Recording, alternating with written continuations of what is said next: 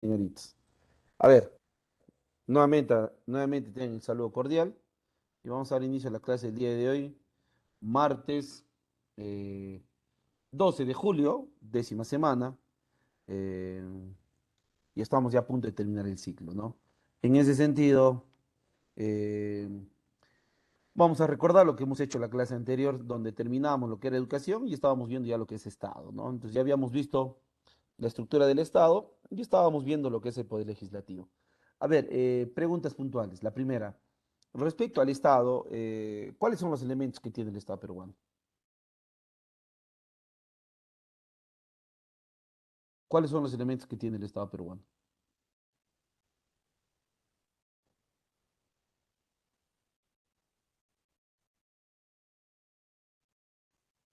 ¿Nadie?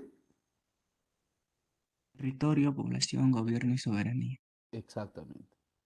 Territorio, población, gobierno y soberanía. Segunda pregunta, ¿cómo está estructurado el Perú? ¿Por poderes del Estado o por niveles de gobierno? ¿Cómo se Por estructura? niveles de gobierno. ¿Cuáles son?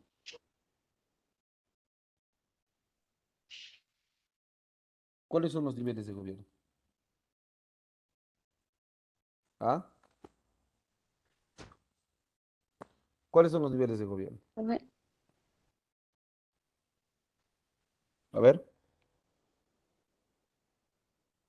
¿cuáles son los niveles de gobierno?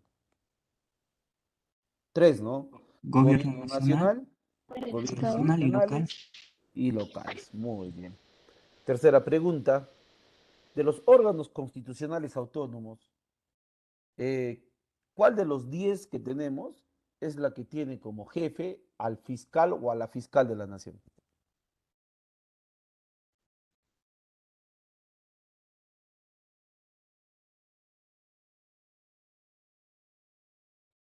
¿Cuál? A ver. ¿Mm?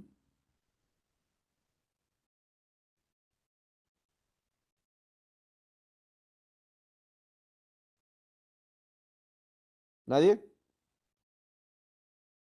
¿Cuál de Ministerio los 10 Público. órganos?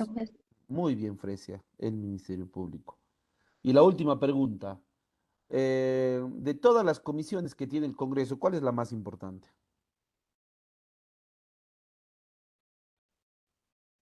De todas las comisiones que tiene el Congreso, ¿cuál es la más importante?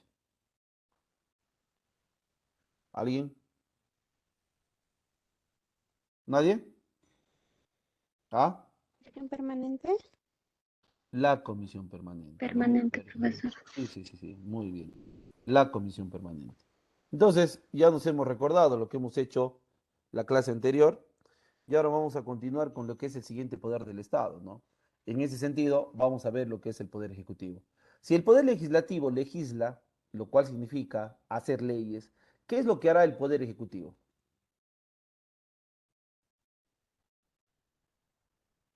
¿Qué hará el poder ejecutivo? ¿Alguien?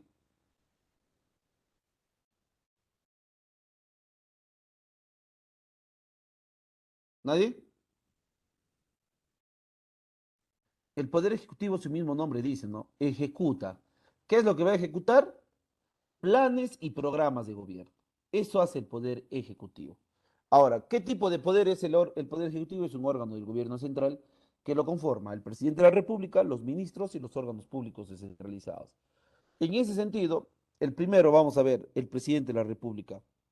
El presidente de la República es el jefe de Estado y quien personifica a la nación. ¿Qué significa esto? Que es la persona más importante del país, el presidente de la República, ¿ve? El presidente de la República es la persona más importante del país. En ese sentido, este, ¿cuáles son los requisitos para ocupar este cargo sumamente importante?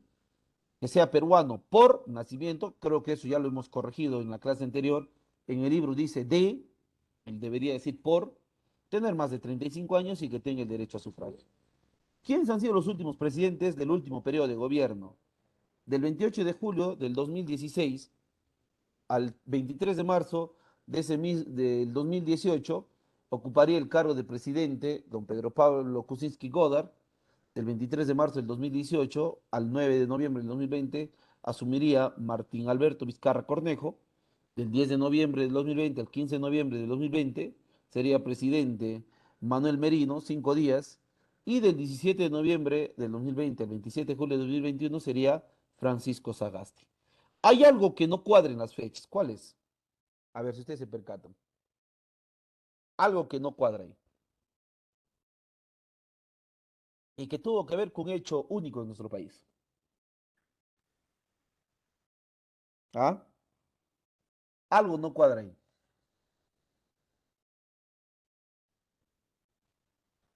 ¿Nadie? ¿Nadie se ha percatado de eso? ¿Mm?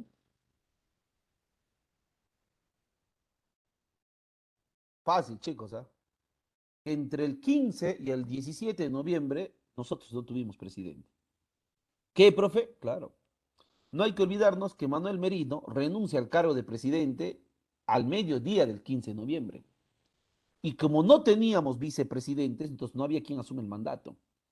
Desde la tarde del 15 de noviembre hasta la mañana del 17 de noviembre, el Perú estuvo en piloto automático. O sea, sin presidente. Primera vez en toda nuestra vida republicana. Un día y medio, casi dos, ¿no? Nosotros no tuvimos presidente. ¿Eh? Por eso les digo, de la política peruana ya nada nos puede sorprender, ¿no? Nada nos puede sorprender. Ahora, del 27 de julio hasta ahora, ¿quién está asumiendo el cargo? Es Pedro Castillo Terrones, ¿no? El profesor Pedro Castillo. Ahora, ¿cómo se elige presidente? Mediante sufragio directo.Quiere decir que el pueblo va a elegir a su presidente. Para que sea elegido en primera vuelta, el candidato debe obtener la mitad más uno del total de votos, que en porcentajes estaríamos hablando del 50,1%. Y si ninguno de los candidatos obtiene en primera vuelta este porcentaje, se tendría que proceder a una segunda elección en un plazo de 30 días siguientes a la proclamación oficial de los cómputos oficiales, o la proclamación de los cómputos oficiales, perdón. Entonces, el año pasado hemos tenido elecciones, ¿no? Para presidente. ¿Cuándo se ha llevado a cabo la primera vuelta? Ha sido el 10 de abril. Si el 10 de abril fue la primera vuelta, ¿cuándo fue la segunda vuelta? Pasándonos a lo que estamos diciendo ahorita. ¿Ah? Si el 10 de abril fue la primera vuelta, ¿cuándo fue la segunda vuelta? ¿Alguien? ¿Ah? ¿Nadie? ¿Cuándo fue la segunda vuelta? ¿El 10 de mayo? No, no. ¿Y por qué no fue el 10 de mayo? Porque no hay que olvidarnos que los resultados, la OMPE no nos entrega rápido, ¿no? Los resultados de un proceso electoral demoran en procesarse, ¿ve? Entonces, cuando recién la OMPE terminó de contabilizar al 100% la primera vuelta, fue casi a fin de mes de abril, a fin de mes de abril, los primeros días de mayo. Por eso es que la segunda vuelta fue el 6 de junio. ¿Ve? Entonces ya se están dando cuenta de lo que estoy diciéndoles o no. 30 días cuando se entreguen resultados al 100%. ¿Sí? Repito, 30 días después de que se entregan resultados al 100%. ¿Cuánto dura el mandato? 5 años el mandato de presidente. No hay reelección del presidente, quiere decir no puede volver a postular, pero transcurrido un periodo, el expresidente podría volver a postular bajo las mismas condiciones, ¿no? Caso de Alan García, caso de Ollantumala, entre otros más. ¿Por qué motivo se puede declarar vacante el cargo de presidente? Cuando muere el presidente queda vacante el cargo, cuando hay permanente incapacidad moral o física y eso es declarada por el Congreso. La incapacidad física es fácil de ver, es fácil de demostrar. Pregunto, ¿la incapacidad moral cómo se podría demostrar? ¿Ah? ¿Cómo se podría demostrar la incapacidad moral? ¿Alguien? ¿Ah? ¿Nadie? ¿Cómo se podría demostrar la incapacidad moral? Están muy callados, ¿ah? Ya estamos cerrando siglo, esta penúltima y luego la última semana y no quieren participar. Y tengo acá 51. A ver, ¿quién de los 51 nos dice cómo podría demostrar la incapacidad moral? ¿Nadie? ¿Ah? ¿Cómo se podría demostrar la incapacidad moral? Ese es un tema que el Tribunal Constitucional lo tiene que definir, pues no. Porque mientras nosotros no establezcamos en la Constitución los motivos que a un presidente se le vaca por incapacidad moral, vamos a seguir teniendo presidentes vacados. ¿Y ustedes creen que estar cambiando presidentes como lo que hemos visto del 2016 al 2021 es bueno? ¿Ustedes creen que es bueno eso? ¿Ah? ¿Ah?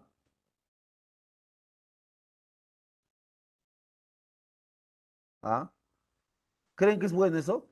No, profesor. No, no, porque nosotros en el último periodo de gobierno hemos tenido inestabilidad política. El cambio de presidentes a cada rato nos ha traído esto, que no hemos podido avanzar. Entonces, gran parte de hoy por hoy para vacar al presidente es la incapacidad moral. Pero ¿quién es el que determina la incapacidad moral? El Congreso. ¿Pero cómo? Ahí está la pregunta. Para mí, por ejemplo, no tener moral es aquella persona que orina en las calles. Por ejemplo, pero otro ejemplo. Para mí, la persona que no tiene moral es el que le pega a una mujer. No tiene moral, no tiene ética, no respeta. Persona que, por ejemplo, se pelea, no tiene moral. ¿Eh? Entonces, ese es el tema que se tiene que definir. Mientras eso no se dé, yo te aseguro que vamos a seguir teniendo presidentes vacados. Tercer motivo es la aceptación de su renuncia por parte del Congreso. El presidente está cansado del cargo y decide que ya no puede gobernar más, por lo tanto, renuncia. Y esa renuncia lo acepta el Congreso. Por último, salir del territorio sin permiso del Congreso o salir con el permiso del Congreso y no regresar en el plazo fijado. ¿Ve? En ese sentido, eso básicamente, esos son los motivos de la vacancia del presidente. ¿Por qué se puede suspender el mandato del presidente? Por incapacidad temporal del presidente declarada por el Congreso o por hallarse sometido a un proceso judicial conforme al artículo 117 de la Constitución Política. En el artículo 117 están los motivos que a un presidente se le acuse en el cargo y que puede ser causal de suspensión. Entonces, vamos a ver cuáles son esos motivos justamente. Tenemos una constitución comentada, recién lo hemos podido adquirir, nos parece una constitución interesante. El autor es Gustavo Gutiérrez Tixe, un excelente abogado, magíster en el campo del derecho constitucional. Y vamos a ver qué nos dice el artículo 117. Acá lo tengo justamente. ¿Vale? Artículo 117. A ver, dice, el presidente de la República puede ser acusado durante su periodo por traición a la patria, por impedir elecciones presidenciales, parlamentarias, regionales o municipales, por disolver el Congreso sin respetar el artículo 134 o por impedir reunión o funcionamiento del Jurado Nacional de Elecciones u otros órganos del sistema electoral. Por cualquiera de estos temas, el presidente puede ser acusado en el cargo y puede ser suspendido del cargo. Profe, ahorita acá están de corrupto. ¿Lo pueden suspender? No, no. Inclusive, él está acusado, pero no lo van a poder sentenciar hasta que no termine, si es que se llega a comprobar, ¿no? Hasta que no termine su periodo. O sea, profe, supongamos que se llega a comprobar que Pedro Castillo es culpable de todo lo que se le ha acusado. ¿No le van a poder sentenciar? No, no lo van a poder sentenciar hasta que acabe su periodo. Si su periodo acaba el 27 de julio del 2026, 28, 30 de julio del 2026 lo procesarán o lo sentenciarán y él tendrá que ir a la cárcel. Mientras tanto, antes no. Así está la constitución política. ¿Ve? Entonces, en el artículo 117 te dice, el presidente solo puede ser acusado siendo presidente por esos cuatro temas. Traición a la patria, disolver el Congreso, no convocar elecciones, disolver el Congreso, obviamente, sin respetar la Constitución, no convocar elecciones y no dejar trabajar a los órganos electorales. Por estos cuatro motivos, lo suspenden del cargo. ¿Correcto? Entonces, ese es en cuanto a la suspensión. Ahora, en el artículo 118 de la Constitución se establece las atribuciones que tiene el presidente de la República. ¿Y cuántas atribuciones tiene el presidente? Tiene 24 atribuciones, ¿no? No vamos a mencionar obviamente las 24, solo las que están con rojo y una de negro, porque consideramos que son las de mayor trascendencia. Todos son importantes, ¿no? Pero quizás la de mayor trascendencia, básicamente son esas que están pintadas de rojitos. Entonces tenemos cumplir y hacer cumplir la Constitución Política, tratado, leyes y demás dispositivos legales.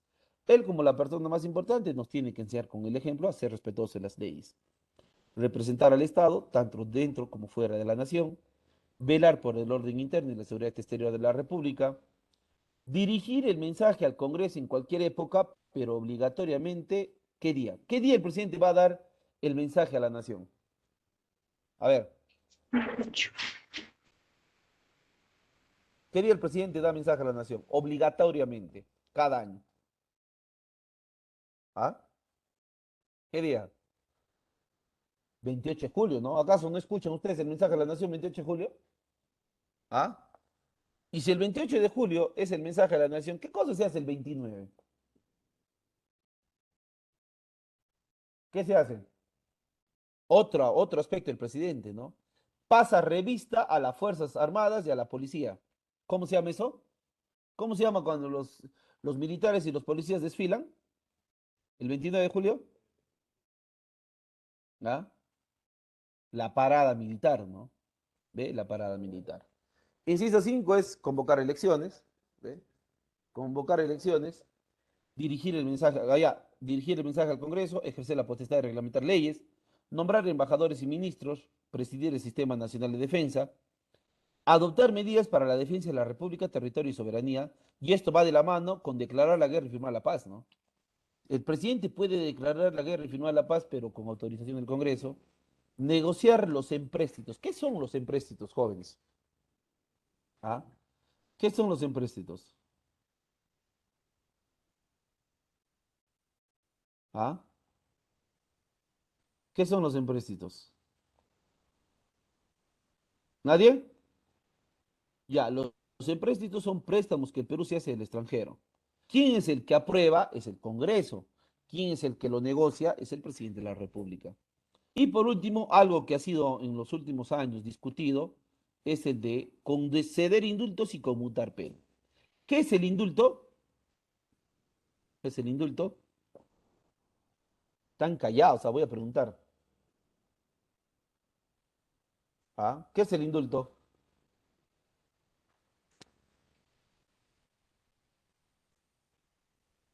¿Qué es el indulto? ¿Nadie?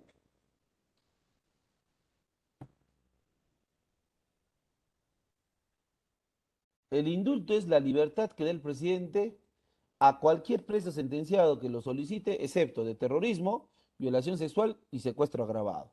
Por esos tres delitos no le pueden pedir libertad al presidente.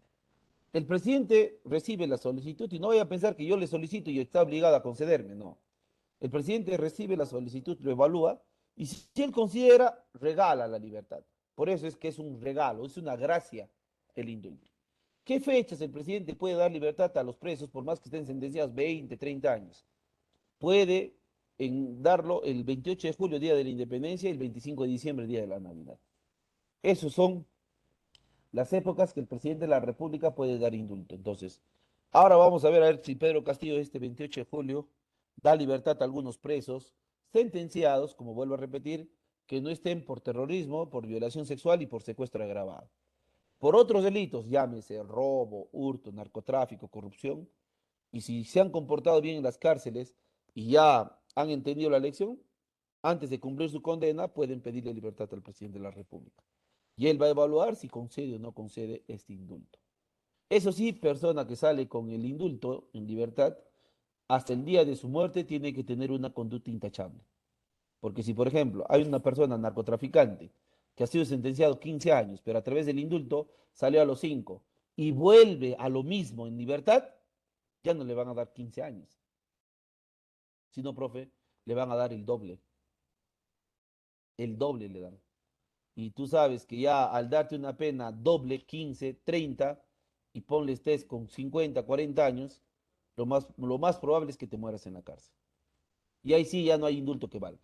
Ahí ya no te van a poder dar indulto nunca más. Ese es el tema del indulto. ¿Ve? ¿Correcto?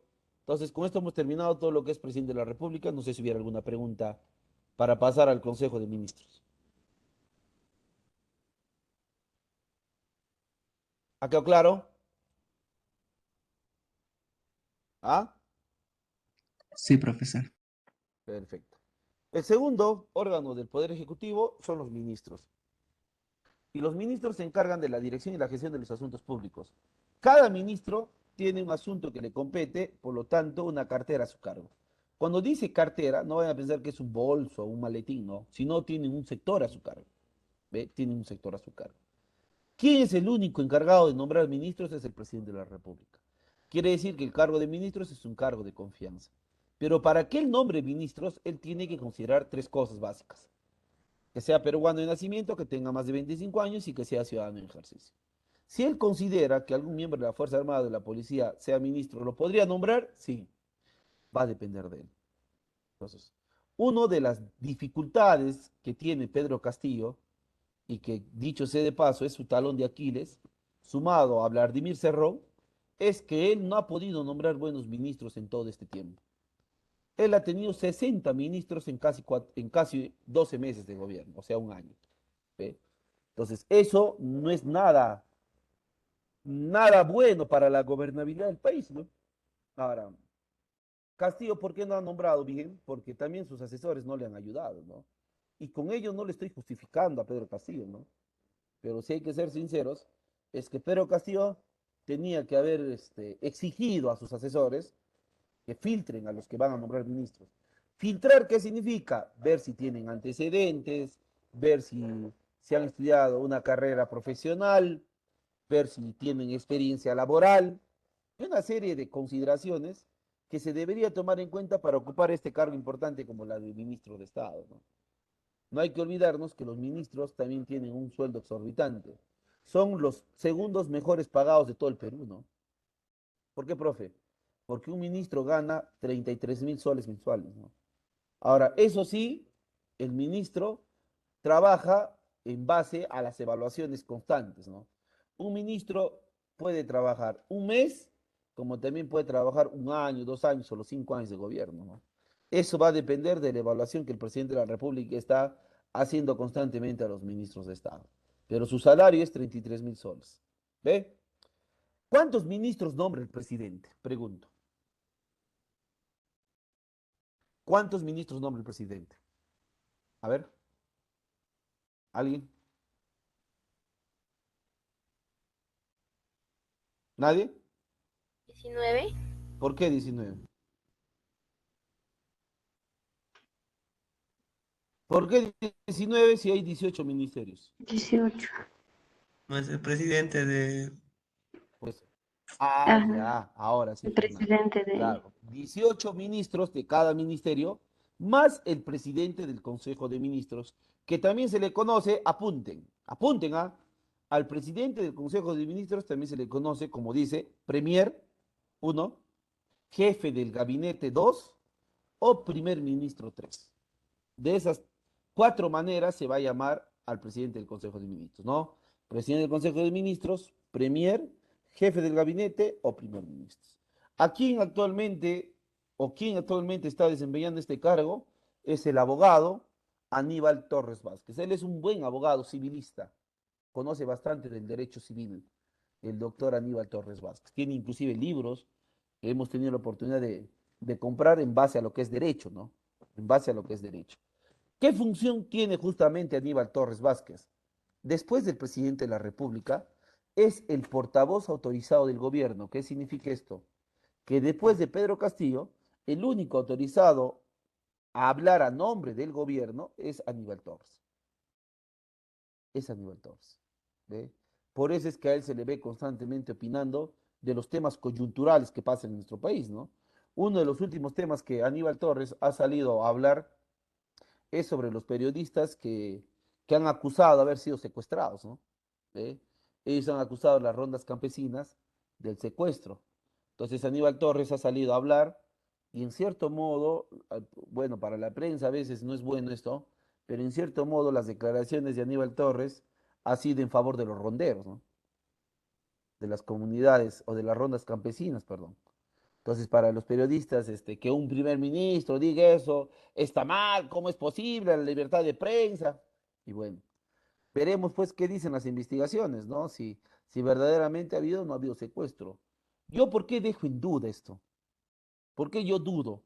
Porque lamentablemente pues el periodismo peruano carece de objetividad. Y al carecer de objetividad ya no se le puede creer mucho, ¿no? ¿Eh? Ya no se le puede creer mucho. No estoy defendiendo yo ni al gobierno de Castillo, peor no sabe ni siquiera que yo existo, ni mucho menos a las rondas campesinas de Cajamarca, pero yo voy a dejar en duda lo que ellos han acusado del secuestro. Voy a dejarlo en duda. Tampoco estoy diciendo que no ha existido, ¿ve? Tampoco estoy diciendo que no ha existido. Pueda que sí, pero hay algo, o sea, resulta sospechoso, ¿no? Resulta sospechoso. Pero, como vuelvo a repetir, ya las autoridades pertinentes tendrán que hacer ese trabajo. ¿Qué más hace el primer ministro? Coordina funciones con los demás ministros y esto es importante. Refrenda los decretos legislativos, los decretos de urgencia y las demás normas. ¿En qué parte de la Constitución está de manera clara esto?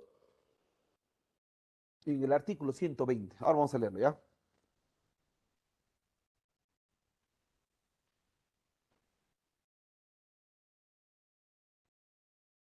Escuchen, ¿ah? Artículo 120. Son nulos los actos del presidente de la República que carecen de refrendación ministerial. Repito, son nulos los actos del presidente de la República que carecen de refrendación ministerial. ¿Qué significa esto?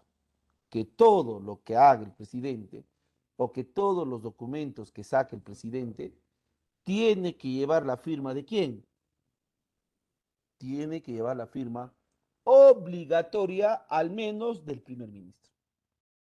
Tiene que llevar la firma al menos del primer ministro. Si el presidente de la República emite un decreto supremo y no lleva la firma del primer ministro, es como si no hubiera hecho algo. O sea, es como si no existe ese documento. ¿Ve? Entonces, en ese sentido, eso es lo que establece el artículo 120, que habla justamente de la refrendación, ¿no? Entonces, muy importante, ¿sí? Muy importante.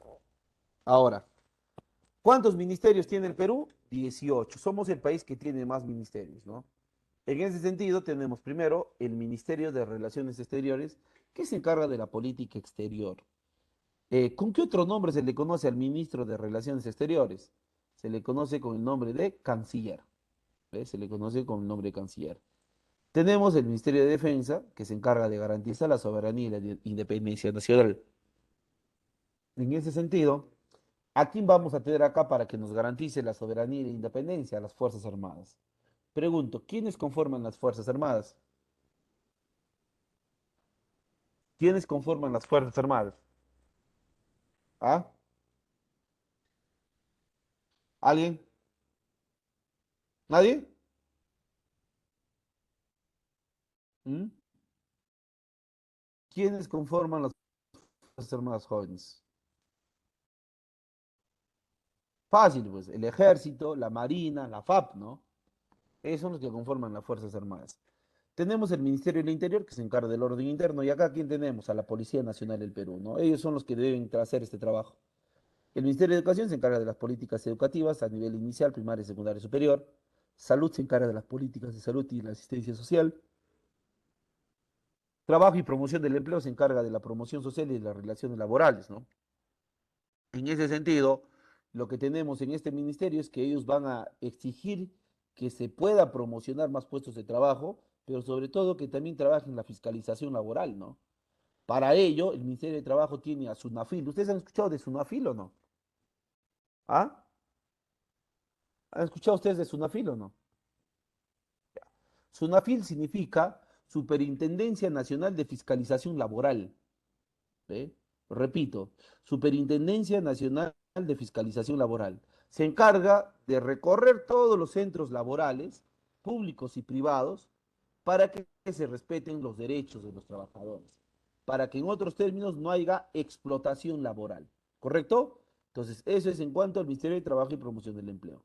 El Ministerio de Agricultura se encarga de las políticas agrarias, el Ministerio de Producción se encarga del sector productivo, y acá tenemos la pesca, la ganadería, la industria. Economía y finanzas se encarga de la actividad económica nacional, lo que es el Producto Bruto Interno. Comercio exterior y turismo se encarga de la promoción del comercio y el turismo. Energía y minas se encarga de las actividades energéticas y mineras. Transporte y comunicaciones, de las actividades de construcción, mejoramiento y conservación del transporte, como también de la telecomunicación, ¿no? Y dentro del transporte, ¿cuáles son las vías de comunicación? ¿Cuáles son las vías de comunicación? Tenemos tres vías de comunicación, ¿no? Terrestre, aérea y acuática. Y por agua, claro. Mar, ríos, lagos. A nivel terrestre tenemos dos. Carreteras y ¿qué más? Aparte de las carreteras, ¿qué más? ¿Cómo nos comunicamos? Vías ferroviarias, ¿no? A través de las vías ferroviarias, lo que son trenes. Profe, en el Perú hay trenes, claro. Por ejemplo, para que tú llegues a Machu Picchu, ¿con qué tienes que ir? De Cusco, de Ollantaytambo, perdón. Para que tú llegues de Ollantaytambo a Machu Picchu, los que han visitado, me imagino, ¿con qué vas? En tren, ¿no? En tren. Está a cargo de una empresa chilena que se llama Perú Rail, se llama. Perú Rail se llama. Entonces, eso se encarga el Ministerio de Transportes. Y cuando se habla de la telecomunicación, lo que ahorita estamos utilizando, ¿no? El Internet, la telefonía móvil y todo aquel que tenga que ver con redes de telecomunicación, el Ministerio o el MTC se va a encargar de hacer esto. El Ministerio de Vivienda y Construcción y Saneamiento se encarga del desarrollo urbano, lo que es agua, desagüe, energía eléctrica, entre otros. Mujer y poblaciones vulnerables se encarga de la promoción del bienestar social. Y acá tenemos la atención a la mujer, no solamente, ¿no? Si bien es cierto, la mujer es una población vulnerable, pero también población vulnerable van a ser los niños y los ancianos, ¿ve? Los niños y los ancianos. Tenemos el Ministerio del Ambiente, que se encarga de la conservación ecológica y ambiental, cultura, de la difusión de la cultura y la interculturalidad, que hoy por hoy es fundamental que esto se promocione a fin de que se pueda también desarrollar el turismo. Justicia y Derechos Humanos se encarga de la Administración de Justicia. Los penales, por ejemplo, están dentro del Ministerio de Justicia y los Derechos Humanos. Y el último ministerio que se creó en el Perú es el de Desarrollo e Inclusión Social, ¿no? Que se encarga del desarrollo social, la superación de la pobreza y la promoción de la inclusión social. Que esto está orientado básicamente a los programas sociales, ¿no? Juntos, Vaso de Leche, Cuna Más, Beca 18, Pensión 65 y otros más son los que van a depender del MIDIS, ¿no? Porque MIDIS significa Ministerio de Desarrollo e Inclusión Social. A ver, una pregunta de historia o de cultura general. ¿Cuál será el primer ministerio que se ha creado en el Perú? ¿Cuál ha sido el primer ministerio que se ha creado en el Perú? ¿Alguien? ¿Ah? ¿Nadie?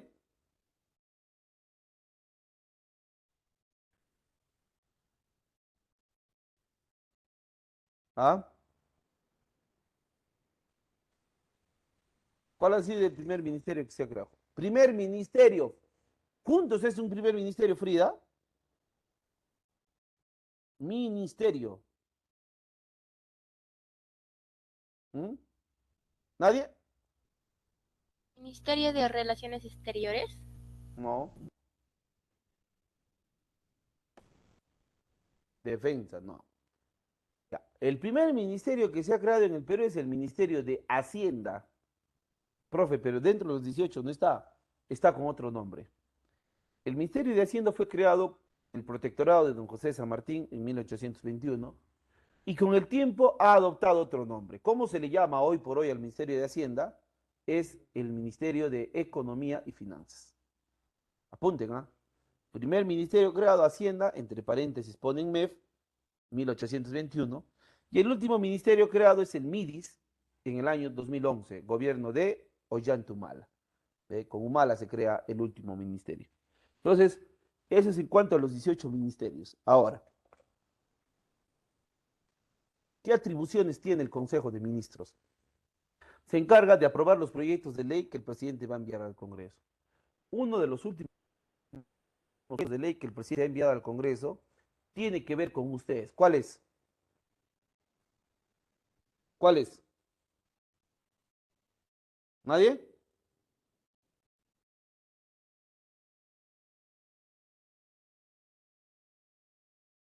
¿Cuál es el último proyecto de ley que el presidente con los ministros han enviado al Congreso para su debate? ¿Ah? Eso libre a las universidades, profesor. Exactamente, Esperanza. Muy bien, Esperanza. El proyecto sobre el ingreso libre a las universidades. ¿Ustedes qué opinan? ¿Está bien o no? ¿Ah? ¿Está bien que se dé el ingreso libre a las universidades? No, profesor, por mi parte. ¿Por qué no, Rocío? A ver. Y Gislen también ha levantado su mano. A ver, ¿por qué Gislen no?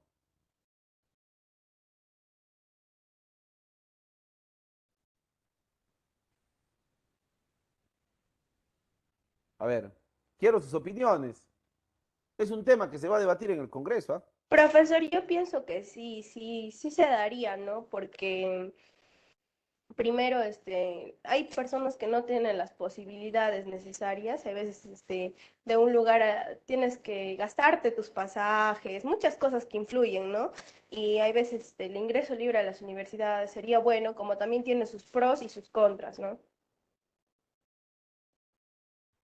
¿Y qué tiene que ver los pasajes con el ingreso libre?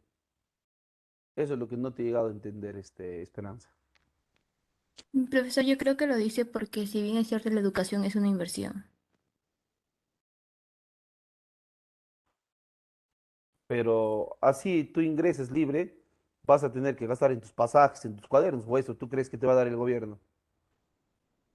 Lo Claro, único esos que va a gustos hacer el lo ingreso gasto. libre es que ya no vas a dar examen de admisión. O quizás Pero no ahí estés está haciendo la CEPRES. cosa, Pero profesor, profesor, hay que la el diferencia examen. porque para ingresar En hay una el examen. preparación en academias, en CEPRES, donde tú pagas una matrícula y haces gastos mayores que a lo que se daría por ingresar libre a las universidades. Pero si antes no había CEPRES, ni tampoco academias, ya había ingresos a la universidad y no era libre. Profesor, pero hay que ser realistas. La educación en los colegios ¿Ah? no llegan al nivel de un estudio No, superior. Porque si bien es cierto, yo terminando del colegio, yo aprendí todo lo que no, hoy pero yo le sé pregunto, gracias a la por academia ejemplo, y a la CEP. ya, pero ese es otro tema, pues. O sea, eso ya no tiene nada que ver con el ingreso libre. Ese es un tema del divorcio del proceso de enseñanza que tiene el nivel preuniversitario con el nivel de educación básica regular, que es la secundaria, la que usted dice. Pero eso no tiene nada que ver con el ingreso libre, pues.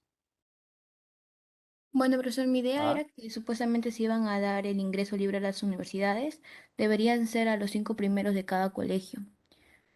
Pero hay un ¿Por qué? programa de Porque becas, tiene que valerse pues. el esfuerzo que uno hace también en el colegio. Porque Pero si van a dentro ingresar del simplemente colegio, mira, todos, o sea, los que de repente dicen, no, pues yo ya el colegio no me esfuerzo, ya no, todos lo van a tomar normal. A cambio, en el colegio al menos yo luchaba para tener una beca 18, para dar exámenes en otras universidades y tener más oportunidades. Pero Judith, ha habido toda universidad pública tiene su programa, su modalidad de ingreso de primeros puestos, en donde tú postulas con los primeros puestos de otros colegios. Sí, profesor, ahí está A el ver, caso, pero la diferencia es que por esta a ver, pandemia todas las para, universidades se han cerrado y a nosotros, al menos de la promoción 2020, no nos dieron las oportunidades que le dieron a otras generaciones. Porque no, yo lo digo pero porque tú yo lo he tienes, pasado. claro, pero hay que entender también que ha sido un tema excepcional, ¿no? O sea, no ha sido algo que ha sido con premeditación, que ha sido para perjudicial, ¿no? Ha sido algo que nadie se lo esperaba y que por ende se han tenido que tomar algunas decisiones en ese sentido. Pero mi análisis va sobre el proyecto de ley del ingreso libre. En primer lugar, esa es una propuesta populista. O sea, si tú lo ves, es algo que se le ocurrió al gobierno de Castillo y que ahora, a tanta exigencia de que hoy lo cuestionan, que no está cumpliendo lo que ha prometido, él ha dicho, vamos a presentar esto. Ya, yo no estoy, no lo digo, mi análisis no va porque me voy a perjudicar, porque ciertamente al haber ingreso libre desaparecen los CEPRES y van a desaparecer las academias. Ya, gracias a Dios, yo si bien es cierto, me dedico a la docencia preuniversitaria, pero también tengo otras actividades de por medio, entonces, por ese lado, no es que yo esté lavándome las manos y diga, bueno, si cierran el CEPRE, voy a dedicarme a trabajar. Pero no va por ahí mi análisis. Mi análisis va por lo siguiente. En primer lugar, ustedes saben que la estructura de un nivel educativo tiene cuatro, ¿no? Al menos en el Perú. Inicial, primaria, secundaria y superior. ¿Ya? Yo estoy de acuerdo que hagan reformas. Está bien que hagan. Las reformas son cambios. Y cuando los cambios son sustanciales, resultan ser importantes. Pero miren, ¿cómo yo pretendo cambiar el sistema universitario si el sistema inicial no hay hecho cambios? ¿Por qué ustedes, y no hablemos del tema de lo que les enseñan, pero por qué ustedes demoran en comprender lo que leen? ¿Porque son malos alumnos? ¿Porque son poco inteligentes? No, sino porque el sistema educativo así nos ha formado. Mientras que nosotros a los 5 años o 6 íbamos al inicial y estábamos arroz con leche, hay que jugar al lobo feroz, grabatea, pinta, etcétera, etcétera, etcétera. En otros países a los 5 y a los 6 años ya saben leer y escribir. No perfectamente, pero ya saben leer y escribir. Entonces, cuando tú llegas al nivel primario, a ver, estoy hablando cosas serias, no es chiste. Yo no sé por qué se están riendo. Entonces, cuando tú llegas al nivel primario, ¿ve? Ya llegas con una base. ¿Te das cuenta? Ya llegas con base. Entonces, tu primer y tu segundo grado de primaria, ya no estás tú aprendiendo, sino estás desarrollando. Son cosas diferentes. Por eso es que nosotros cuando terminamos primaria, terminamos con muchas dificultades. Y en secundaria ya no estamos para poder aprender pues a leer, a escribir, a sumar, ¿no? Sino acá ya estamos para empezar a desarrollar más cosas específicas. ¿Eh? Ahora, si le sumamos a esto que hay un divorcio de temas entre el nivel secundario y el nivel preuniversitario, peor todavía las cosas se complican. Para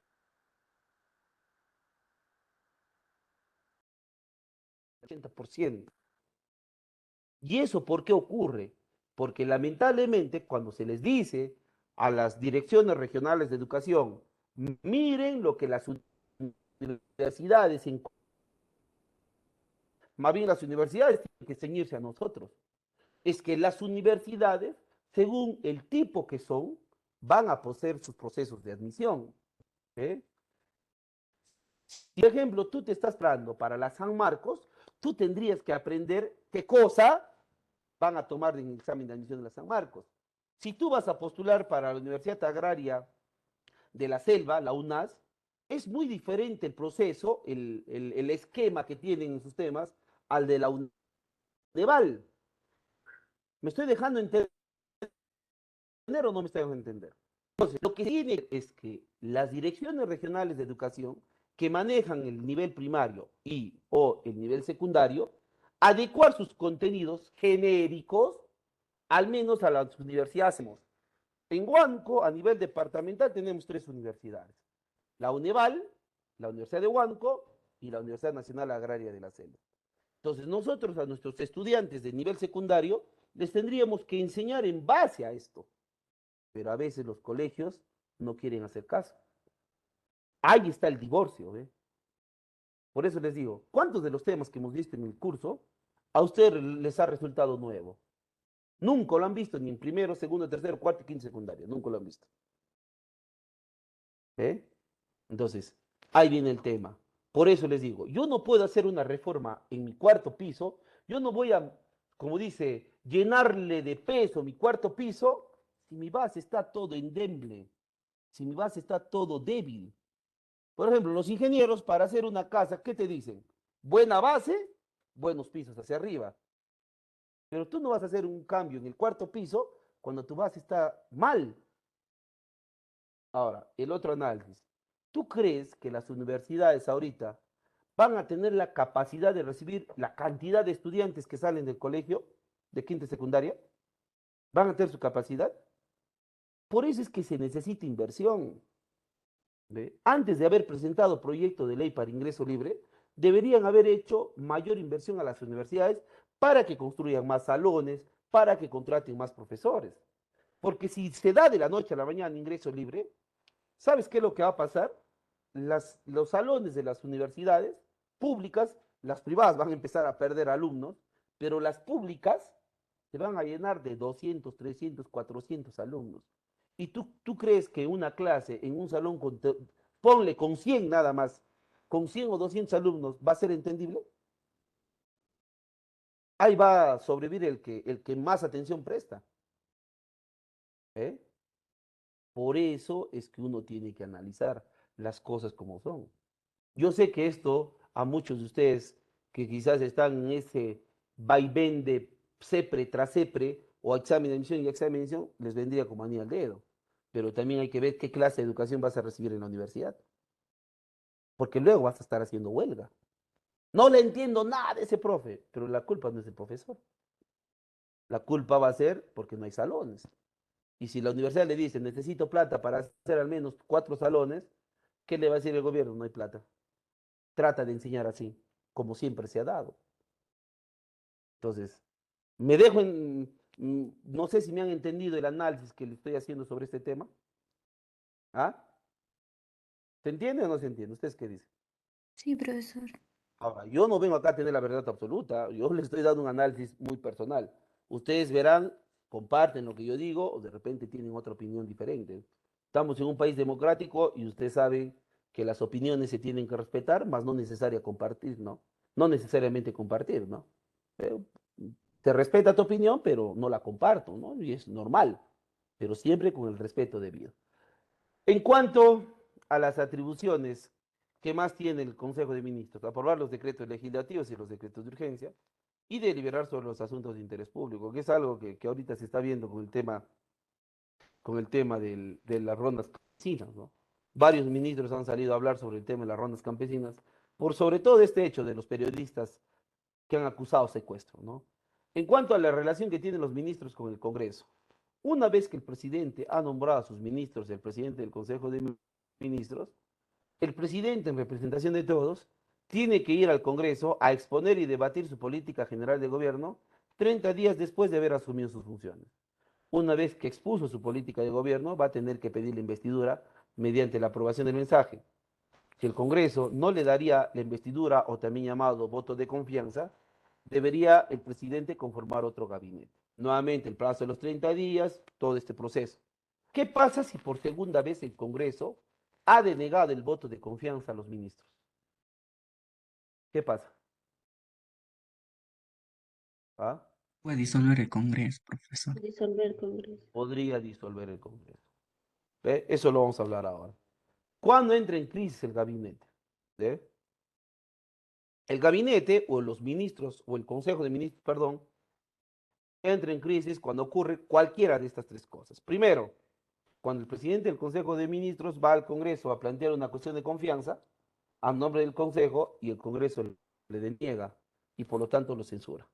Entonces, censurado el presidente del Consejo de Ministros, automáticamente se van los 18. Se van los 18. ¿Sí, profe? Sí, por eso se llama crisis. Segundo, si renuncia el presidente del Consejo de Ministros y de repente Aníbal Torres ve que no está cómodo en el cargo junto a Pedro Castillo, da un paso al costado y si él renuncia, los otros 18 también tienen que hacerlo.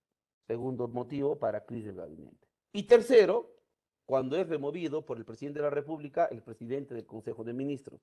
De repente Pedro Castillo ve que Aníbal Torres no está hablando el mismo lenguaje que él, está contradiciendo lo que él dice, decide cambiarlo. Si el presidente cambia al presidente del Consejo de Ministros, automáticamente tienen que irse los otros 18.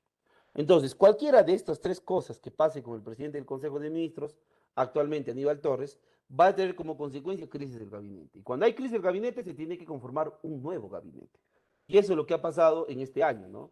En este año de gobierno de Pedro Castillo, ¿cuántos consejos de ministros ha tenido? 4. Exagerado, pues, ¿no? Demasiado. ¿Y quiénes han sido, profe, sus ministros? Guido Bellido comenzó, le siguió Marta Vázquez Chuquilín, luego el señor Valer, Jorge o Ernesto Valer, no me acuerdo bien el nombre, y actualmente Aníbal Torres. Entonces, el hecho de haber cambiado 4 consejos de ministros no resulta bueno. No resulta bueno. Entonces, cualquier cosa que pase con la cabeza va a traer como consecuencia crisis. Pero, ¿qué pasa si, por ejemplo, el ministro de Salud renuncia? Si el ministro de Salud renuncia, ¿habrá crisis o no? ¿Ah? ¿Habrá crisis en el gabinete o no? No, profesor. Si el ministro de Salud. No, no. Él renuncia, entra otro, no pasa nada y siguen trabajando todos. Pero si el presidente del Consejo de Ministros hace eso, ahí sí, ¿no? Va a haber una crisis del gabinete. ¿Correcto? ¿Cuándo el presidente puede disolver el Congreso? Según el artículo 134, vamos a leer todo lo que dice el artículo 134, El presidente de la República dice, a ver, acá lo tengo justamente abierto, está facultado para disolver el Congreso si éste ha censurado o ha negado su confianza a dos consejos de ministros diferentes. ¿Ve? El decreto de disolución contiene la convocatoria de elecciones para un nuevo Congreso. Dichas elecciones se realizan dentro de los 4 meses a la fecha de disolución, sin que pueda alterarse el sistema electoral preexistente. No puede disolverse el Congreso en el último año del mandato. Disuelto el Congreso, se mantiene en funciones la comisión permanente, la cual no puede ser disuelta. No hay otra forma de revocatoria del mandato parlamentario y bajo estado de sitio el Congreso no puede ser disuelto. Todo eso está en el artículo 134. Acá está, en el artículo 134. Entonces, ¿cuándo ha sido la última vez que nosotros hemos tenido un Congreso disuelto? La última vez que nosotros hemos tenido un Congreso disuelto ha sido el 30 de septiembre del 2019, cuando Martín Vizcarra daría un mensaje a la nación diciendo pues que se había denegado tácitamente el voto de confianza cuando era primer ministro Salvador del Solar. Y con esto ya se estaba cumpliendo las 2 veces que se negaba el voto de confianza. Ese día fue un día de replay, de película, de hechos que marcarían la política peruana, ¿no? Me acuerdo claramente que en la mañana del 30 de septiembre de ese año, del 2019, Salvador del Solar acude al Congreso a pedirle la cuestión de confianza sobre la elección de los miembros del Tribunal Constitucional. O sea, ¿qué era lo que quería hacer el gobierno? Darle un proyecto de ley al Congreso para que tomen algunas medidas de cómo deberían elegir a los miembros del Tribunal Constitucional. Pero el Congreso, que era mayoritariamente de Fuerza Popular, no le permitió ingresar, ¿no? Entonces, se ve en las imágenes del 30 de septiembre en los canales de televisión que Salvador del Solar entra empujando. No sé si ustedes se acuerdan de este hecho histórico. ¿Se acuerdan o no? ¿Ah? Cuando Salvador del Solar entra empujando la puerta al Parlamento. ¿Se acuerdan, no? Entonces, cuando él entra, los congresistas lo rodean, ¿no? Mismo, así como cuando te asaltan, no sé si a ustedes les ha pasado alguna vez que cuando estás por un lugar desolado y hay una gran cantidad de delincuentes, te rodean para que te roban todo, ¿no? Igualito fue ese día a Salvador del Solar, ¿no? Pero Salvador se mantenía ahí con el ímpetu que lo caracteriza, ¿no? Después de una serie de discusiones, de cuestionamientos, de que no era la forma que él ingrese y una serie de cosas, el presidente del Congreso, que era el señor Oscar, me estoy olvidando su apellido, le da la palabra y le dice, ¿no? Bueno, señor primer ministro, después de haber superado los impases, por cortesía, le dice, ¿no? Le vamos a conceder 10 minutos para que usted exponga lo que ha venido a decirnos. Salvador Solar le dijo, lee la Constitución en otros términos. ¿Por qué? ¿Qué le responde? Que Salvador Solar le dice, no, muchas gracias, señor presidente del Congreso, agradezco la cortesía, pero no la necesito.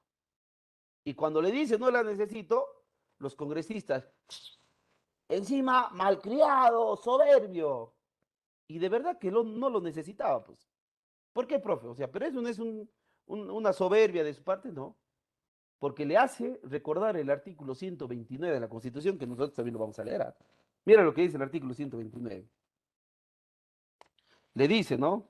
Señor presidente del Congreso, agradezco su cortesía, pero no la necesito porque el artículo 129 dice, el Consejo de Ministros en pleno o los ministros por separado pueden concurrir a las sesiones del Congreso y participar en sus debates con las mismas prerrogativas que los parlamentarios, salvo la de votar si no son congresistas, en castellano. Que cada vez que hay debate, los ministros pueden ir también a debatir, con derecho a voz, pero dice no a voto. Y eso fue lo que le dijo Salvador del Solar al presidente del Congreso, ¿no?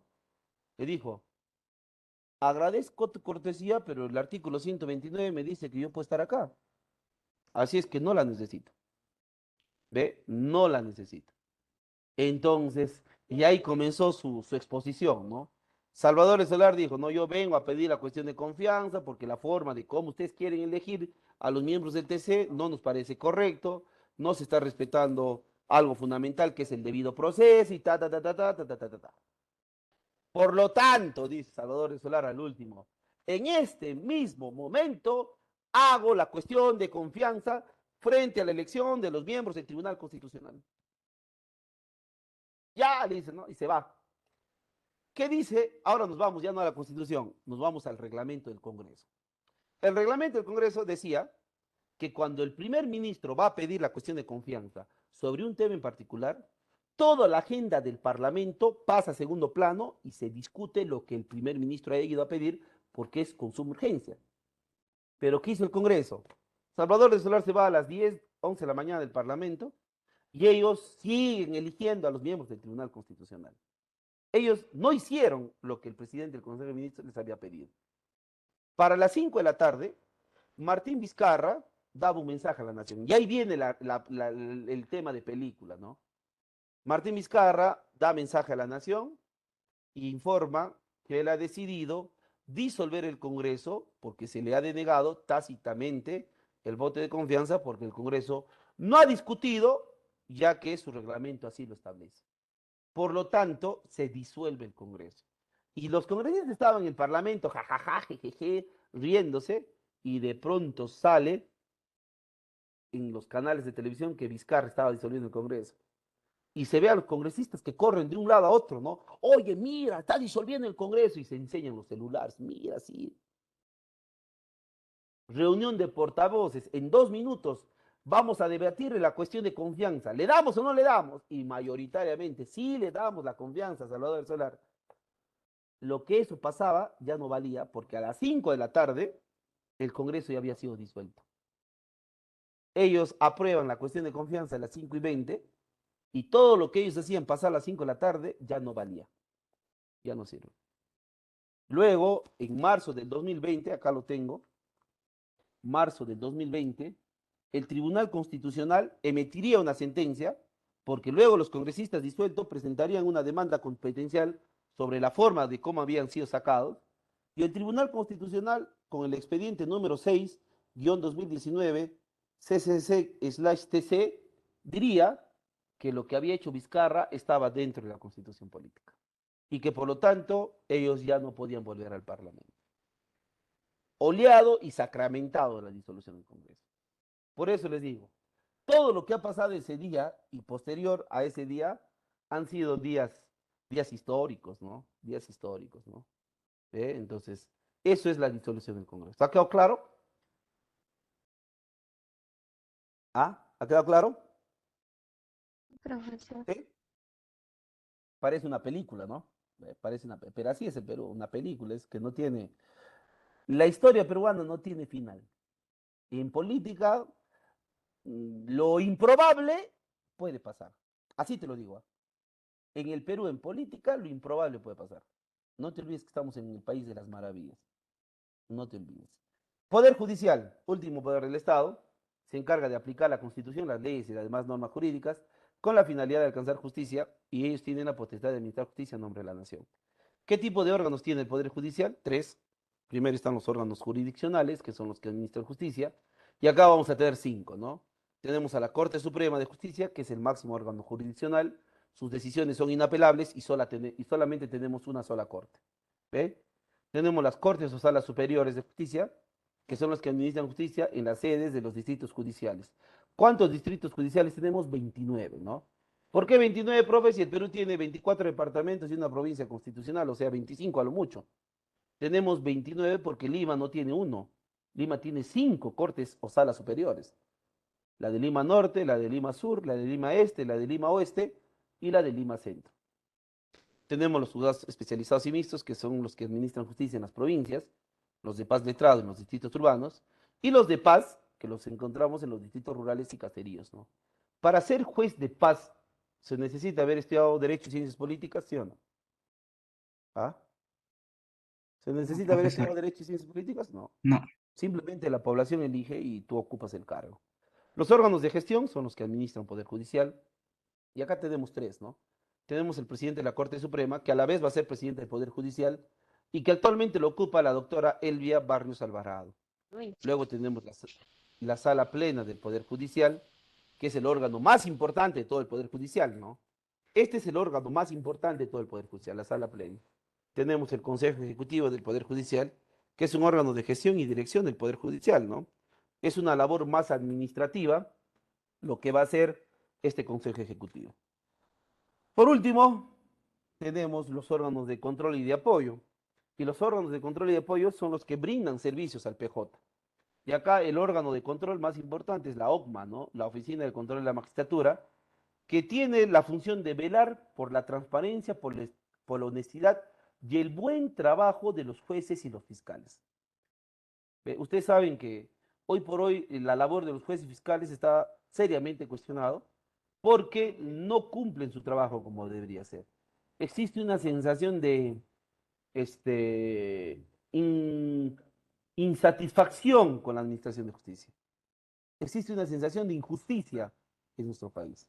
Entonces, la OCMA tiene un trabajo muy importante de ver para que los jueces y fiscales no estén, pues, cometiendo actos de corrupción. Y si ellos detectan que hay un juez o un fiscal que es corrupto, piden su destitución y luego su correspondiente proceso penal, ¿no? Porque es un delito.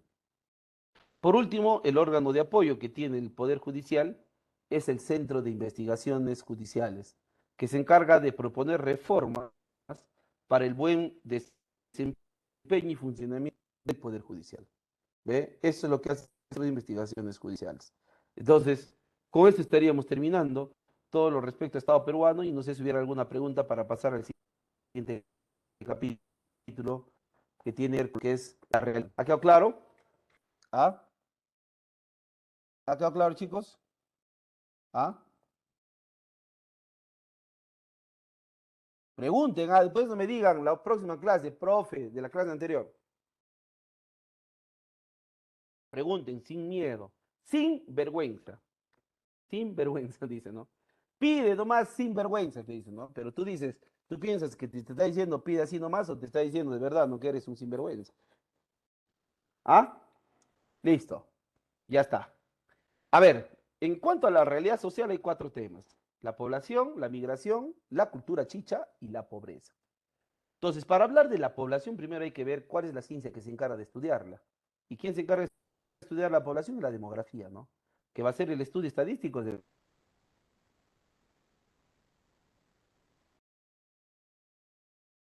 O sea, demografía, datos, población. Los datos nos sirven para poder analizar, interpretar y sobre todo tomar buenas decisiones. Entonces, a lo largo de nuestra historia, el crecimiento poblacional ha sido errático. ¿Y qué significa errático? Errático viene de la palabra errante. Errante es el que no tiene un camino definido, el que va por donde caiga. Y así ha sido el crecimiento poblacional. Ha sido así a lo que venga. Entonces, a lo largo del crecimiento y hasta de crecimiento poblacional. Entonces, en la época pre-inca no tenemos datos poblacionales. Si ustedes me preguntan cuánto era la población de la cultura Chavín, Mochica, Chimú, Paracas, no tenemos. Pero sí hemos podido encontrar información que en esta época la población creció de manera lenta y natural. ¿Por qué creció de manera lenta y natural? Porque la tasa de natalidad y la tasa de mortalidad eran altas. La natalidad es normal porque ustedes saben que es parte de la reproducción de los seres humanos. Mientras que la mortalidad sí no. Profe, pero la muerte también es parte de la vida.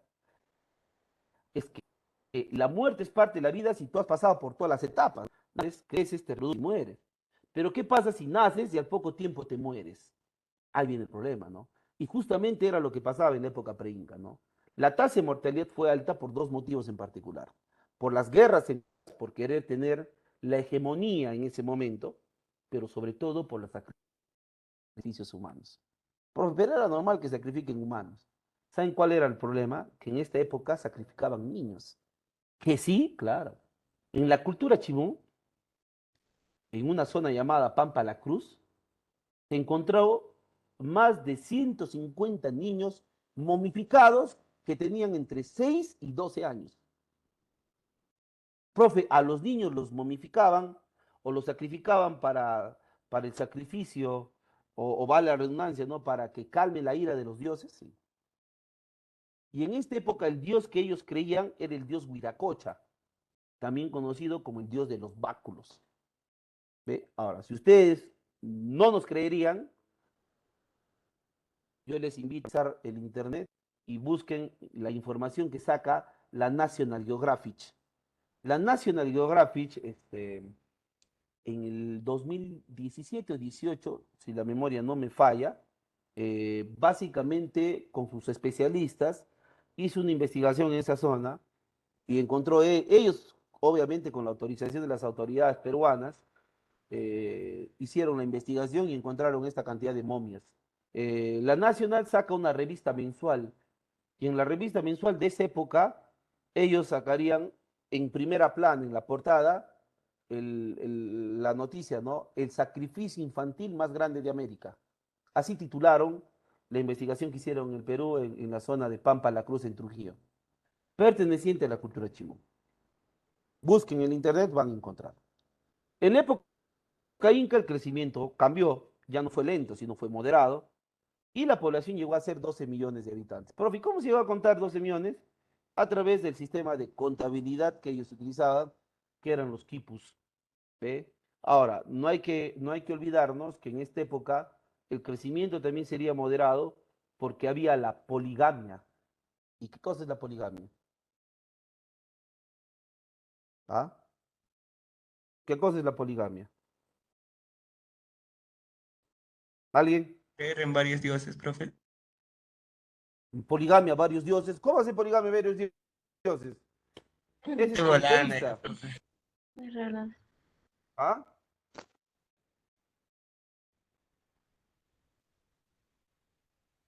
¿Ah? La poligamia es cuando el varón tiene varias mujeres. Y eso era lo que pasaba en la época inca. Sobre todo el inca podía tener las mujeres que le daba la gana. ¿Sí? Y hay un inca que se pasó de hacer hijos en cantidad, ¿no? Me refiero al gran Huayna Cápac. ¿Saben cuántos hijos tuvo Huayna Cápac en varias mujeres? Más de 60 hijos. 60 hijos, profesor. 60 hijos. Ahora, eso para que no digan, no, profe, usted está hablando sobre el varón. No.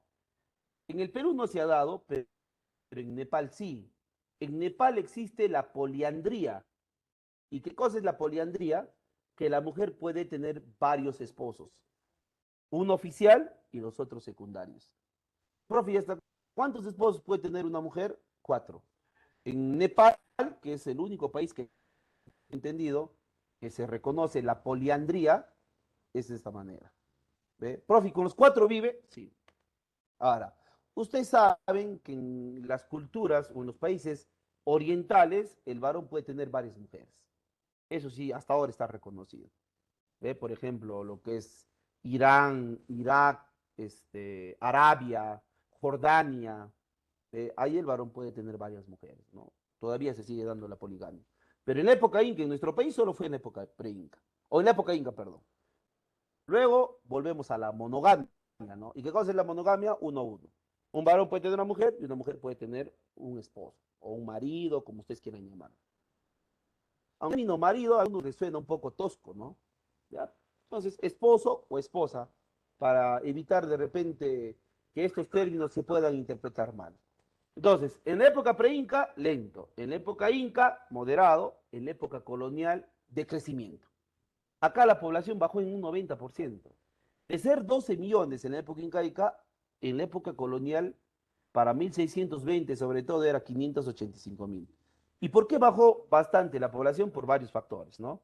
Tenemos las atrocidades y los abusos que cometían los indígenas, los españoles hacia los indígenas, por todo te mataban, la explotación de los indígenas en las minas, que era una muerte segura, y enfermedades que trajeron los españoles, pues, a nuestro país, ¿no?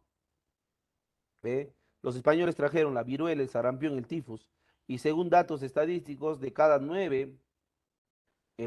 10 indígenas que les daba estas enfermedades, 9 morían y solo uno quedaba vivo, ¿no? Entonces, esto conllevó pues a que exista la reducción poblacional muy fuerte en la época colonial. En la época republicana fue variable, ¿no? No fue uniforme, no fue una sola, fue cambiante, ¿no? En un inicio fue lento, inclusive de 1821 a 1940, la población creció lento, tuvieron que pasar 40 años en el siglo pasado para que la población se duplique, y los datos son claros. ¿Ve? Para inicio de la independencia, 1827, 6 años, ¿no?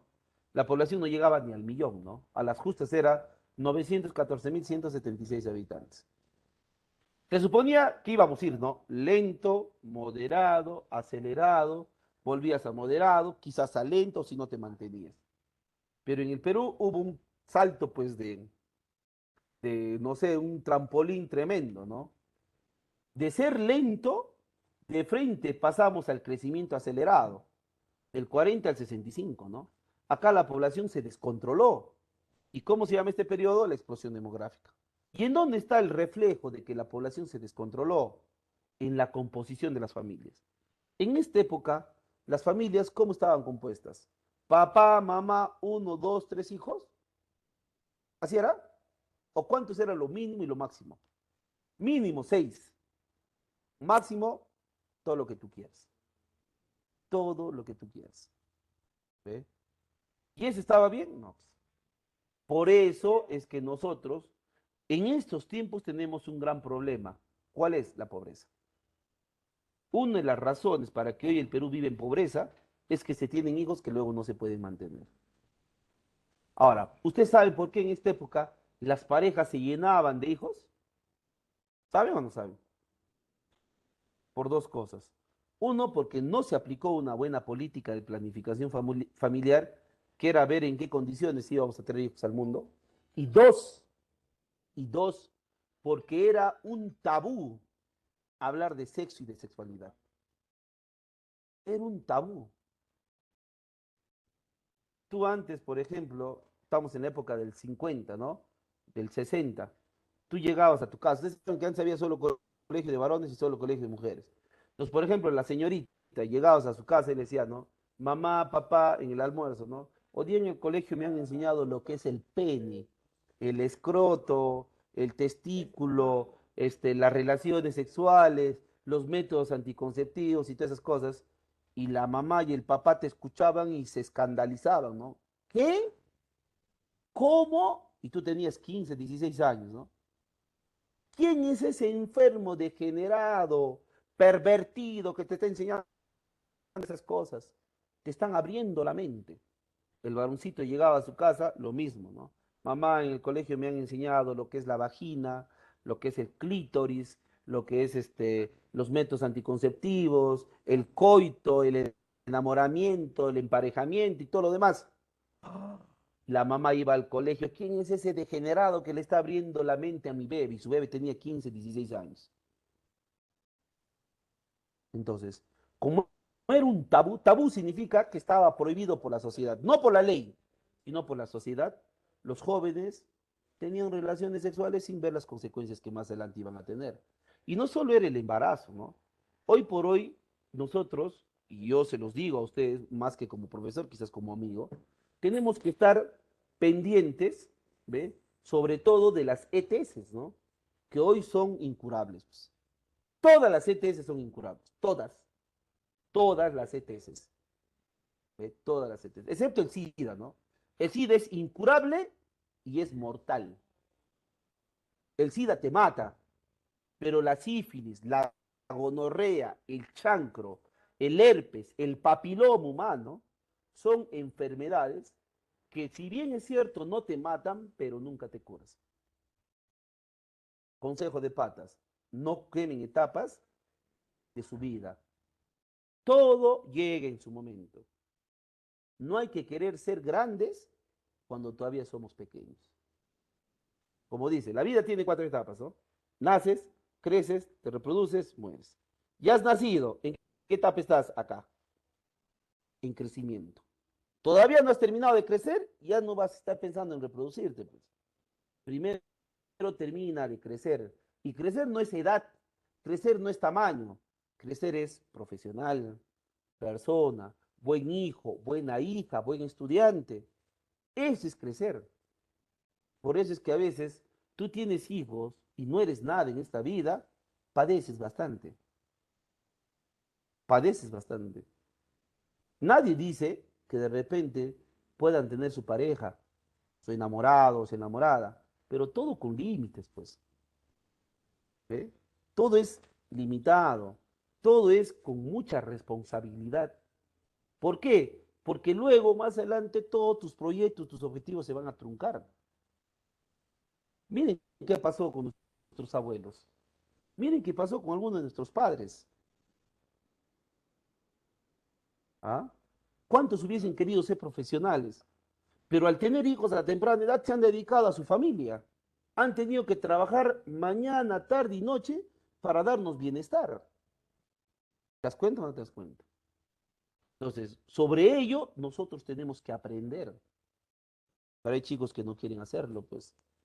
Y luego cuando ya es tarde, recién hubiese hecho. El hubiese ya no existe, pues. O lo haces o no lo haces. ¿Te das cuenta o no te das cuenta? Por eso, yo siempre digo, y cuando a veces algunos padres se acercan a conversarme, me dicen, y mi hijo está en esa edad de la adolescencia, conversa bastante. Tú debes ser buen amigo, la señora, tu esposa, buena amiga de sus hijos. Porque ¿quién más que ellos para poder aconsejarnos cosas importantes sobre estos temas? ¿Ah? Conversa, habla, oriéntale, dale confianza, mas no mucha libertad. Hay mucho tema por hablar en este sentido. ¿Ve? A veces creen que sobre estos temas el profesor les tendría que orientar a los estudiantes y no es tanto por ese lado. Lo que uno puede desarrollar en clases son temas genéricos, pero las experiencias vividas van a ser aparte de los padres. Ellos son los que han vivido y saben en qué se han equivocado y en qué han acertado. Y sobre ello tú tienes que aconsejar. ¿Ve? Sobre ello tú tienes que aconsejar. Entonces, eso es lo que yo les puedo decir, chicos, en esta parte. ¿Ve? De 1965 a la actualidad, ¿cómo ha sido el crecimiento? Ha sido un crecimiento moderado. Ahora, en 1950 el Perú ha tenido cambios económicos y sociales que han hecho que la mortalidad descienda y que la esperanza de vida crezca, ¿no?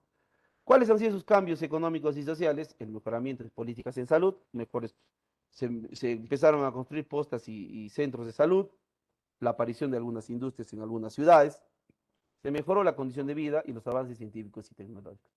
Todo ello conllevó básicamente a que la mortalidad descienda y la esperanza de vida crezca, ¿no? La gente ya no se moría, ¿ve? La gente ya no se moría y la gente vivía más, ¿ve? Ahora, ¿cuáles son los datos del último censo? La esperanza de vida, 75 años, profe, me voy a morir a los 75. Esto no es absoluto, pues esto es relativo. ¿De qué depende? De tu ritmo de vida, ¿no? Si tú llevas un ritmo de vida sano, metódico, controlado, sin desorden, vas a vivir más, puedes llegar a vivir más de 100 años. Pero si tú eres desordenado en tu vida, excedes en el consumo de sustancias tóxicas, por ejemplo, alguien me dice, profe, ¿alguna vez usted ha tomado? Sí, yo no tengo problema en decirlo, pero uno tiene que tener cultura etílica, que es algo que a veces nos falta. ¿Ve? Uno en el Perú tiene que aprender, y eso sí es importante, los europeos, ¿no? Los europeos, por ejemplo, beben para refrescarse y para brindar. En cambio, los latinos beben para trapear el piso, ¿no? Es otro problema. ¿Ve? Ese es otro problema. Entonces, si tú excedes en el consumo de alcohol, por ahí te gusta el cigarro, la mala noche, estar cada fin de semana de discoteca en discoteca, te inicias a temprana edad en tus relaciones sexuales, llevas una vida sedentaria, comes, duermes, no haces nada. Encima de ello no practicas deporte, te alimentas con comida chatarra. Entonces no pretendas vivir ni siquiera 75 años, pues. No pretendas, vas a 40 ya vas a tener problemas de salud. 50 va a ser ya un paro al corazón, te va a matar, ¿no? Uno siempre tiene que pensar en eso. Nadie discute que de repente una vez a las 500 un pollo a la brasa, pollo broster, hamburguesa, ¿no? Pero si eso es todos los días tu cena, luego no te quejes porque eres obeso, porque tienes colesterol y una serie de cosas, ¿no? Siempre hay que practicar deporte. Uno de los deportes que yo les recomiendo y que para mí es el más completo es la natación. Si ustedes nadan, por ejemplo, un ida y vuelta, ya no tienes ni fuerza para levantarte, ¿no? La natación es el deporte más completo. Y eso no implica muchas horas estando haciendo ejercicio, ¿no? ¿Ve? Tú nadas un ida y vuelta unas 2 o 3 veces como máximo, si es que puedes, terminas, bañas a dormir, porque terminas desgastado. Otro de los deportes que uno debería practicar es el básquetbol, porque es ida y vuelta, ¿eh? Es ida y vuelta. Entonces, eso te va a ayudar a vivir un poco más, ¿no? Verduras, carnes saludables, todo ello es lo que te ayuda a vivir más. Lima y Cusco es donde la gente vive más, ¿no? Lima por el tema médico y Cusco por el tema alimentario. Huancavelica viven menos por el tema de la pobreza, 63 años. Promedio de edad de los peruanos es 25, somos una población eminentemente joven y hay más mujeres que varones en nuestro país, ¿no? ¿Sí? Hay más mujeres que varones en nuestro país. ¿Cuáles son los departamentos con mayor población en nuestro país? Lima, casi 10 millones, Madre de Dios el menos poblado, con 137.000, y Huánuco, ¿no? Que tiene 760.267 habitantes, de acuerdo al último censo. Justamente, ¿qué son los censos? Que es algo que a veces no se toman en cuenta, ¿no? Entonces, los censos es un conjunto de actividades destinadas a recoger el padrón de la población de una nación en un momento determinado para luego evaluarlo y analizarlo, ¿no? Entonces, ¿esto qué significa? Que los censos, pregunto, ¿van a ser datos exactos o aproximaciones? ¿Ah? ¿Los censos son datos exactos o aproximaciones? Aproximaciones, profesor. Los censos son aproximaciones. Entonces, ¿cuántos censos se han hecho en el Perú? 12 censos. ¿Quién lo ha sido? ¿Quién lo ha hecho? ¿Quién es la institución que hace los censos en los últimos años? ¿Cómo se llama la institución que hace los censos en los últimos años? INEI, ¿no? Instituto Nacional de Estadística e Informática. Entonces, no vamos a ver los 12 censos, obviamente, vamos a ver solo algunos cuantos. Y entre el primero y el segundo censo, vemos un dato. ¿Cuál es? Que estos censos no fueron hechos con el objetivo de saber cuánta población éramos, sino cuántos iban a pagar impuestos. Entre el quinto y el séptimo censo se hizo, vemos el periodo de la explosión demográfica, de 7 millones, en 32 años pasamos a ser 14. Entre el décimo y el onceavo censo vemos el tiempo, fue muy rápido, y pues lo que hoy tenemos como datos son proyecciones. Entonces, hasta el 2017 tuvimos una aproximación al 97%. Del 2018 en adelante trabajamos con proyección. Entonces, la proyección que ha hecho el INEI al 2021 es que la población era 33.035.304. En cambio, al 2022, según la proyección del INEI y con la tasa de crecimiento del 1.32, estamos pasando los 33.400.000, ¿no? Entonces, a diciembre de este año nosotros llegaremos a ser 33.471.370 habitantes. Ese es un dato aproximado. Ese es un dato aproximado. Entonces, con esto estaríamos terminando lo que es población, primer tema de la realidad social, y estaríamos viendo ya la migración. ¿Preguntas? ¿Preguntas? ¿Dudas?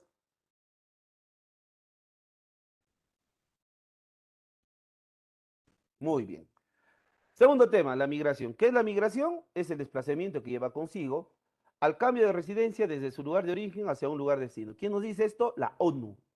Entonces, para entender esta definición, aquí hemos hecho utilizando los gráficos de la diapositiva. El primer círculo es nuestro lugar de origen, el segundo círculo es nuestro lugar de destino. El lugar de origen es Huánuco y el lugar de destino va a ser Lima. Entonces, cuando uno migra, realiza dos movimientos, la salida y el ingreso.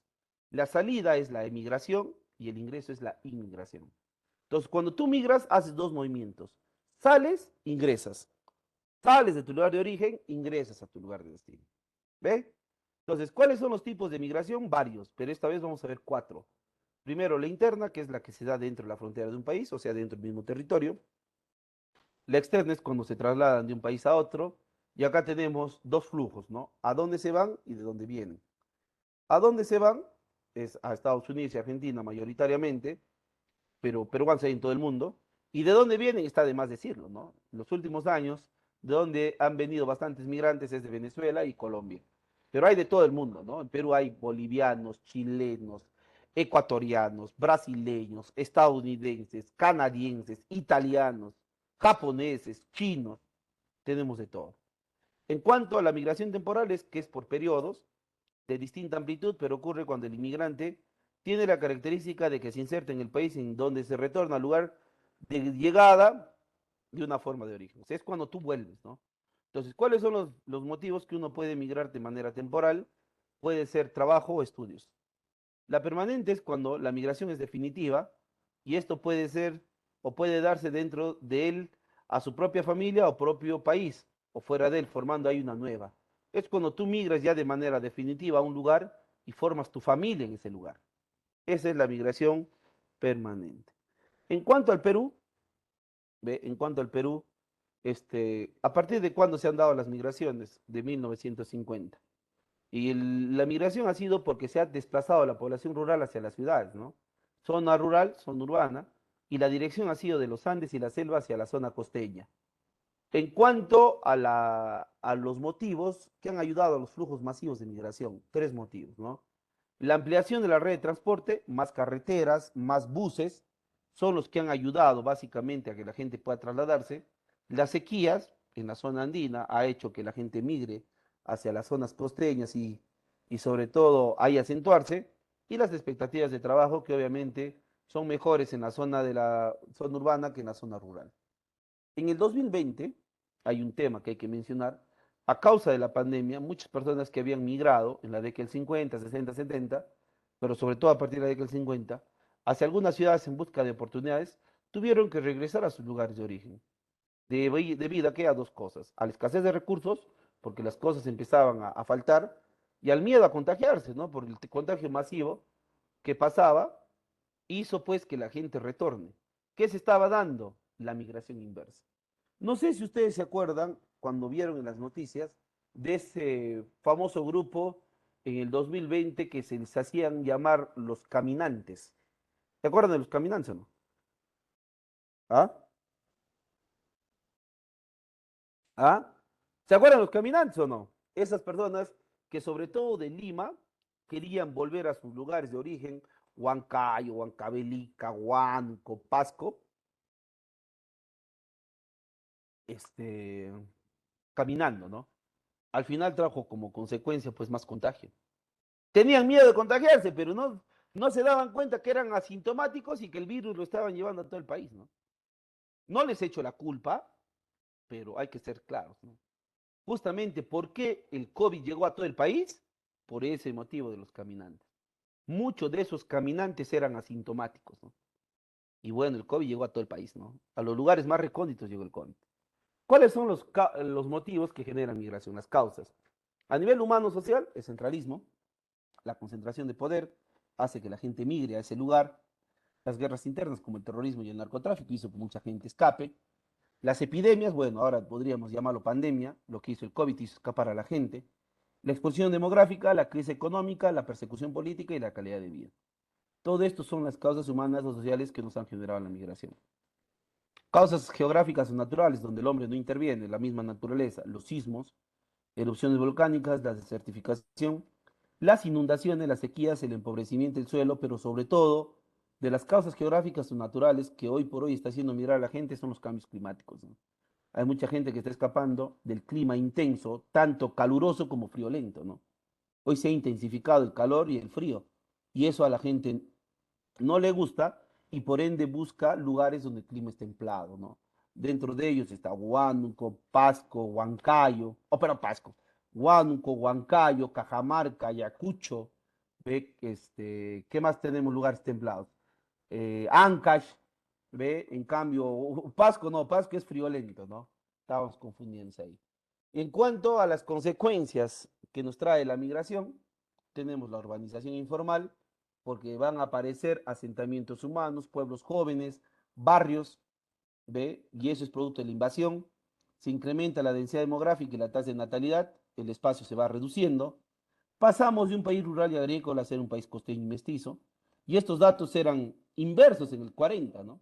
En el 40 la población urbana era 25% y la población rural 75%. Hoy, en el 2017, la población urbana es 77 y la población rural es 23.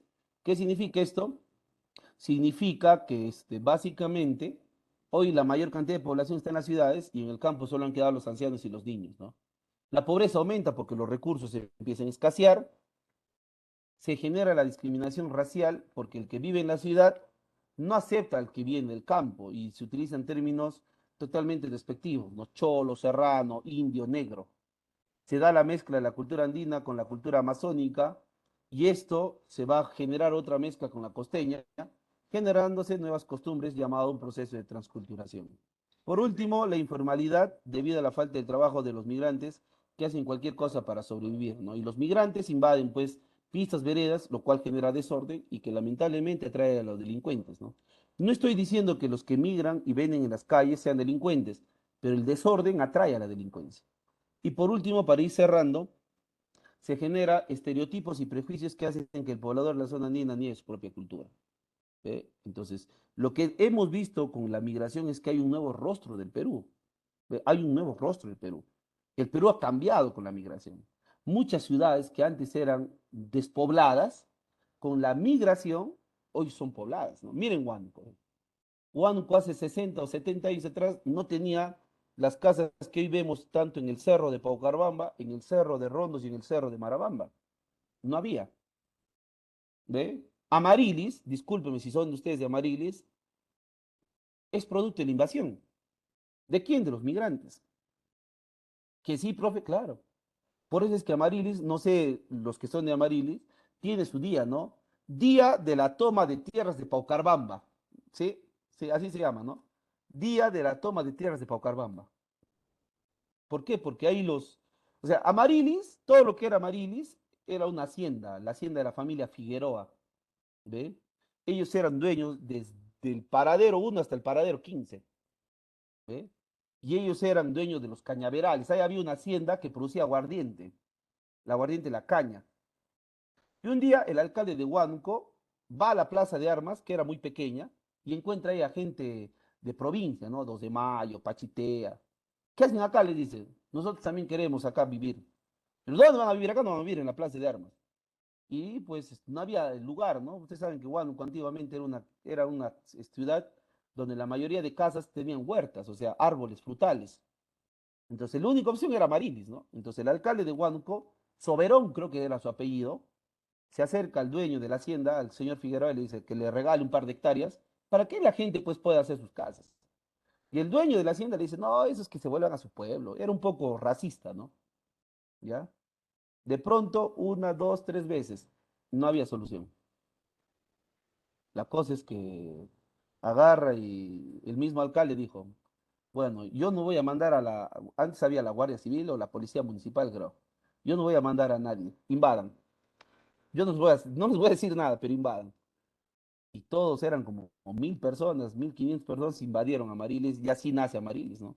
Por eso Amarilis tiene su día, ¿no? El día de la toma de tierras de Paucarbamba. Y así nacería Amarilis. Hoy Amarilis es un distrito pujante, en pleno crecimiento, y sigue, ¿no? ¿Ve? Lo mismo pasó con este cerro de Rondos. El cerro de Rondos era un cerro descubierto. Ahora tú vas y tienes ahí por todos lados pistas, veredas, casas, y casas, edificios, ¿no? ¿Usted conoce el obelisco de Jactay? ¿El obelisco de Jactay conocen o no? ¿Ah? ¿Han escuchado del obelisco de Jactay? Ya. Hay un monumento acá donde se desarrolló la batalla de Jactay con Aparicio Pomares, y al costado del obelisco hay un edificio de más o menos 6 pisos, ¿no? Edificio, profe, en el cerro. Sí. Ahora que están haciendo un proyecto de infraestructura en esta zona, ahora va a ser más fácil poder visitar por esa zona y tener la visión panorámica de Huánuco, ¿no? Entonces, todo eso es parte de la migración. Por eso les digo, el rostro del Perú ha cambiado. ¿Producto de qué? De la migración. ¿Ve? Entonces, con esto estaríamos terminando. No sé si hubiera alguna pregunta. ¿Ha quedado claro? ¿Sí? Perfecto, muy bien. Esperemos que sea así. De mi parte, siempre es un gusto hacer clases con ustedes. No hay más de otra. Nos vemos para la próxima semana para la última clase. Cuídense y cuiden a los suyos. Hasta la próxima.